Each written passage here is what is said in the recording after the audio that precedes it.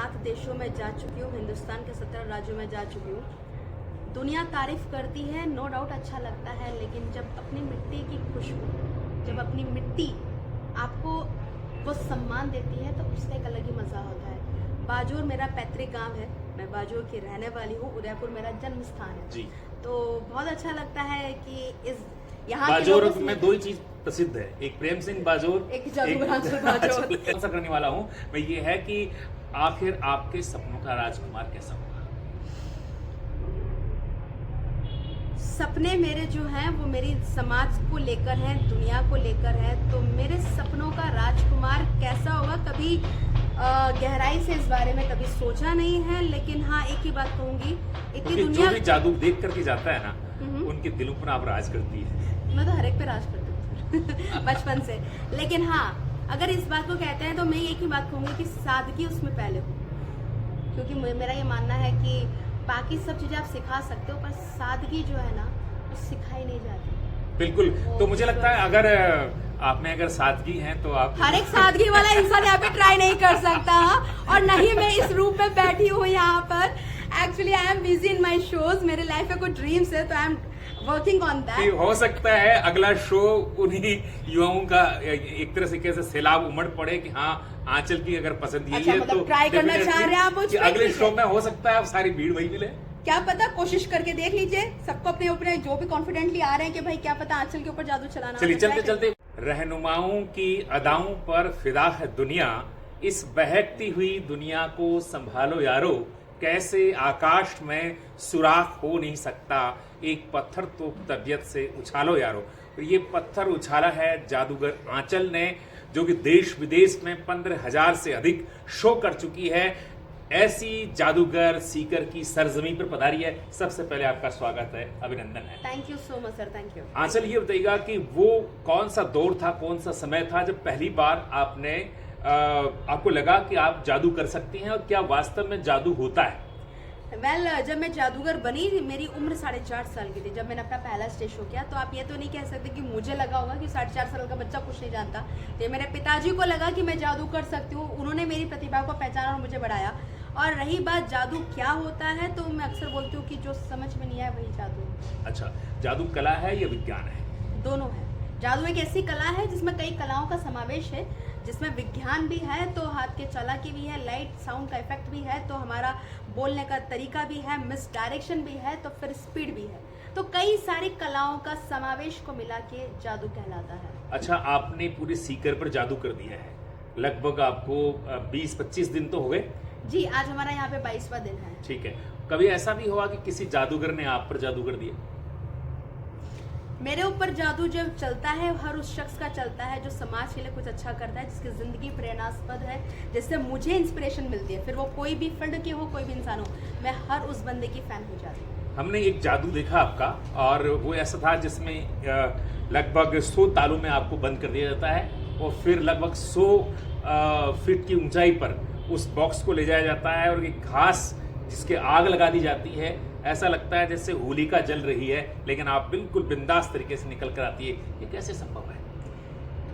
कैसे संभव है, अगर यही बता दे तो वही बात होगी ना, फिर जादू नहीं रहेगा। लेकिन हाँ ये बात सच है कि जिस कला का आप जिक्र कर रहे हैं, जिस जादू का जिक्र कर रहे हैं, वो यही है कि 100 फीट चेन 100 तालों से मुझे बांध के लकड़ी के बक्से में बंद करने के बाद क्रेन से उठाकर एक सूखे घास के कुएं में डालकर आग लगा दी जाती है, और मैं जलती हुई आग में से बाहर आती हूँ। इस तरह का जादू करने वाली मैं देश की ही नहीं, दुनिया की पहली और इकलौती महिला जादूगर बनी हूँ ये मैजिक के लिए। तो ये अपना रिकॉर्ड इस नाम पे है, और हो सकता है सिकरवासी इस जादू को बहुत जल्द देखेंगे हम लोग। अच्छा, टेलीपैथी आप करती है, अभी आप सोच सकते हैं मैं आपके बारे में क्या सोच रहा हूँ? आप मेरे बारे में नहीं सोच रहे हैं, आप ये सोच रहे हैं कि मैं आपके मन की बात बता पाऊंगी या नहीं बता पाऊंगी। बिल्कुल बिल्कुल सही है। अच्छा, ये बताइएगा कि आंचल ये जो आप शो कर रही है लगातार, तो इसके पीछे आपका मंतव्य क्या, मूल, जैसे कि अगर आप जादू से जुड़ी हैं और अब ये शो कर रहे हैं, दोनों का मंतव्य क्या है? देखिए, जब मैं जादू की दुनिया में आई थी, जादू मेरा मानना है कि इकलौती ऐसी कला है जो हर उम्र के लोगों को अपनी ओर आकर्षित करती है। जैसे अगर आप डांस की बात करेंगे तो अलग अलग तरह के डांसिंग स्टाइल होते हैं जो अपना अपना एक जोनर होता है। अगर हम लोग म्यूजिक की बात करते हैं तो क्लासिकल म्यूजिक एक उम्र के लोगों को पसंद आता है, एक बॉलीवुड सॉन्ग एक अलग उम्र के लोगों को पसंद आता है। बट जादू एक ऐसी कला है जो 3 साल के बच्चे से लेकर 80 साल की उम्र तक के इंसान तक को, हर एक का ध्यान अपनी ओर आकर्षित करता है और हर एक को ये सवाल पैदा करती है अपने मन में कि ये कैसे हुआ। तो जादू अपने आप में बहुत यूनिक कला है और बहुत प्यारी कला है। और रही बात मेरा क्या मंतव्य है इस शोज को करने के लिए, तो एक ही वजह है कि आज का जो दौर चल रहा है, जिस तरह की भागदौड़ वाली ज़िंदगी चल रही है हम सभी लोग इतना व्यस्त हो चुके हैं अपनी लाइफ में कि मोबाइल्स में और अपनी ज़िंदगी में, कि परिवार में एक दूसरे को देने के लिए समय नहीं बचा। आज के टाइम पे अगर आप देखेंगे कि जहां आप बाहर जाके 2 घंटा हंसी खुशी अपने परिवार के साथ समय व्यतीत कर सके, ऐसी कोई जगह नहीं है। क्योंकि लोग अगर खाने के लिए भी जाएंगे तो सब लोगों के अपने अपने फ़ोन साथ अपने हाथ में लगे रहेंगे और लोगों की बातचीतें बंद हो गई, कम्युनिकेशन बंद हो चुका है। तो मुझे लगता है ऐसे दौर में जादू जैसे प्रोग्राम्स करना, जहाँ पे बच्चे बड़े 3-3 पीढ़ियाँ एक साथ आती है और 2 घंटा बिना मोबाइल के वो पूरा हंसी खुशी एंजॉय करती है, साथ में समय व्यतीत करती है। बच्चे पापा से पूछते हैं कैसे हो रहा है, पिताजी अपने बच्चों को बताते देखो इसमें ऐसा हो सकता है यार, ये कैसे हो रहा। तो वो जो कम्युनिकेशन हो रहा है, वो जो स्माइल्स में यहाँ पर देख रही हूँ, असली मायने में वो मेरे लिए जादू है। और ये इकलौती वजह है जिस वजह से मैं लाइव शोज करती हूँ। आप शेखावाटी के हृदय स्थल सीकर में और इस वक्त रामला मैदान में हैं। कैसा महसूस कर रही हैं जब यहाँ के ऑडियंस आपको प्रेम लुटाते हैं, स्नेह देते हैं, कैसा महसूस होता है? पूरी दुनिया के 7 देशों में जा चुकी हूँ, हिंदुस्तान के 17 राज्यों में जा चुकी हूँ। दुनिया तारीफ करती है, नो डाउट अच्छा लगता है, लेकिन जब अपनी मिट्टी की खुशबू, जब अपनी मिट्टी आपको वो सम्मान देती है तो उसका एक अलग ही मज़ा होता है। बाजूर मेरा पैतृक गांव है, मैं बाजूर की रहने वाली हूँ, उदयपुर मेरा जन्म स्थान है जी।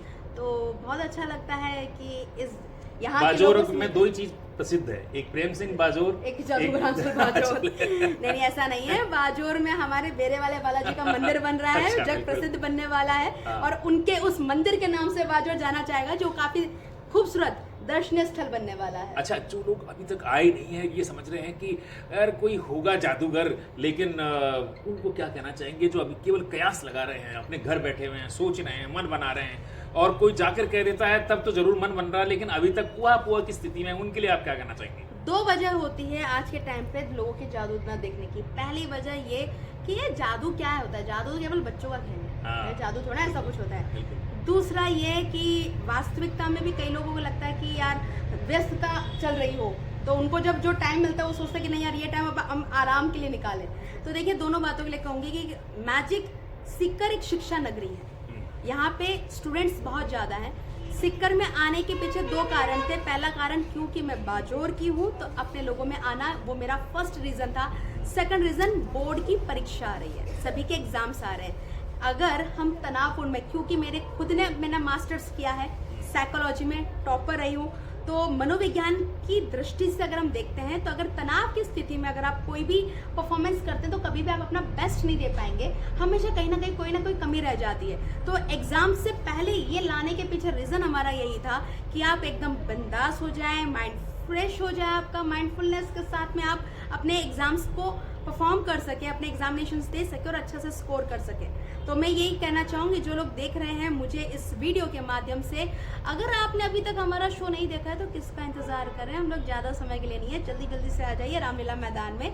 शो टाइमिंग सोमवार से शुक्रवार 1 शो है शाम 7 बजे और शनिवार रविवार 3 शो है, 1 बजे, 4 बजे और 7 बजे। अच्छा, आप माइंड रीडर भी हैं, माइंड रीड करने के बाद बता सकती हैं कि मैं अगला सवाल कौन सा कर सकता हूँ आपसे? अगर हम लोग यही करते रहेंगे तो हमारा इंटरव्यू इसी माइंड रीडिंग में चला जाएगा, दर्शकगण बोर हो जाएंगे। क्योंकि मैं ऑलरेडी आपको एक बार आपको बता दूं अगला सवाल कौन सा करने वाला हूँ मैं, ये है कि आखिर आपके सपनों का राजकुमार कैसा होगा?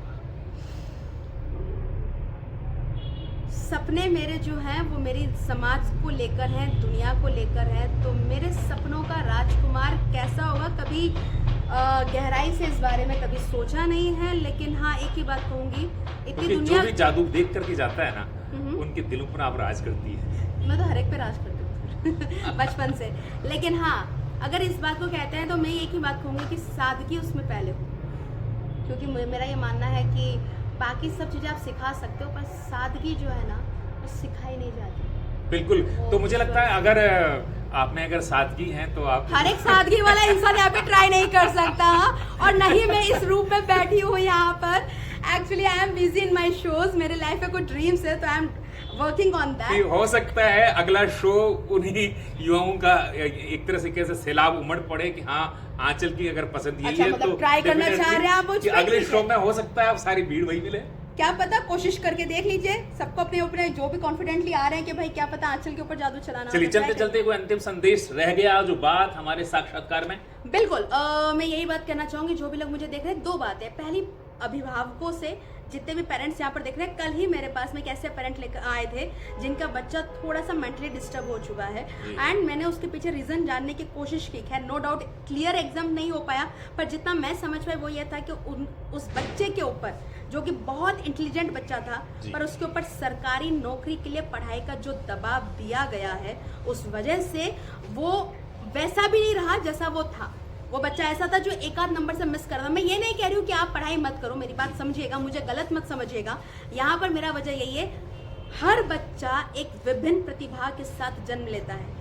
अगर आप सचिन तेंदुलकर जी को बोलते कि आप लता मंगेशकर की तरह गाना गाओ, और लता मंगेशकर जी को अगर आप बोलते कि आप सचिन जी की तरह क्रिकेट खेलो, तो दोनों ही नहीं कर पाते।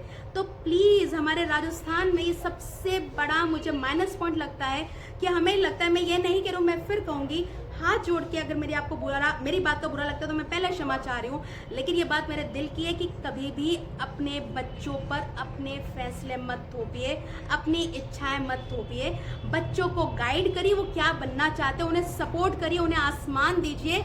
उनके पंख इतने चौड़े फैलाकर वो आसमान में ऊंचाई में उड़ान भरेंगे कि आप कहीं नहीं हमारे देश का नाम रोशन करेंगे। तो प्लीज बच्चों को समझिए। दूसरी बात, बच्चों से कहना चाहूंगी, आपका समय बहुत कीमती है, टिक टिक टिक निकलता जा रहा है। सो प्लीज अपने समय की कद्र करिए। दोस्ती अच्छी बात है, सोशल मीडिया चलाना अच्छी बात है, पर असली जिंदगी में जुड़े रहना भी उतना ही जरूरी है। आपकी हेल्थ पर, आपकी मेंटल हेल्थ पर काम करिए और उसके लिए नेचर से जुड़े रहिए, मेडिटेशन करते रहिए, असली दोस्त बनाइए।